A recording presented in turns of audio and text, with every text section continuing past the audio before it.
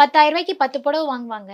நிறைய பேர் எஸ்பெஷலி தீபாவளி டைம்ல நாங்க ஹோல்சேல் ஃபர்ஸ்ட் இல்ல, இப்பவும் ஹோல்சேல் அதிகமா இருக்கு. ஸோ 10,000 ரூபாய் மேம் இந்த வருஷம் தீபாவளிக்கு நான் ஸ்டார்ட் பண்ணலான்னு இருக்கேன் மேம் சொல்லுவாங்க. ஓகே மேம் பண்ணுங்க, நல்ல கலெக்ஷனா வாங்குங்க. நமக்கு பிடிச்சி 10,000 ரூபாய்ல 10 சாரில பிடிச்சி 5 வாங்கணும், பிடிக்காம 5 வாங்கணும். வாங்கும் போதே என்ன யோசிக்கிறது, நாளைக்கு போலன்னா நம்மளே எடுத்துக்கலாம்ப்பா. ஓகே, அந்த மாதிரி யோசிக்க கூடாது. அந்த மாதிரி யோசிப்பாங்க. நான் சொல்லுவேன் மேம் என்ன மேம் ஒரு புடவை எடுக்கிறீங்க, 10 புடவை காமிச்சாலே அவ வந்து நீங்க ஒரு 3 சாரியாவது எடுங்க, எடுத்து கஸ்டமர்கிட்ட பேசுங்க. இந்த வாய் இல்லைன்னா நம்மள அதை பிசினஸ் பண்ண முடியாது. சைலண்டா இருப்பேன், புடவை விற்கணும்னா விற்காது. நீங்க தான் சொல்லணும், இந்த பொருள் இது இவ்ளோ அழகா இருக்கு, இது இவ்ளோ சூப்பரா இருக்கு, இதை இப்படி கட்டினா நல்லா இருக்கும், இதை இப்படி ஸ்டைல் பண்ணா நல்லா இருக்கும். முதல்லாம் வந்து புடவை இப்படி காமிச்சு விரிச்சு காட்டி வாங்க மேடம் சாரி பாருங்க அப்படின்னு சொல்லி விக்கலாம். இப்ப அப்படி இல்ல, எவ்வளவு டெவலப் பண்ண வேண்டியதா இருக்கு ஒரு சாரி விக்கிறதுக்கு.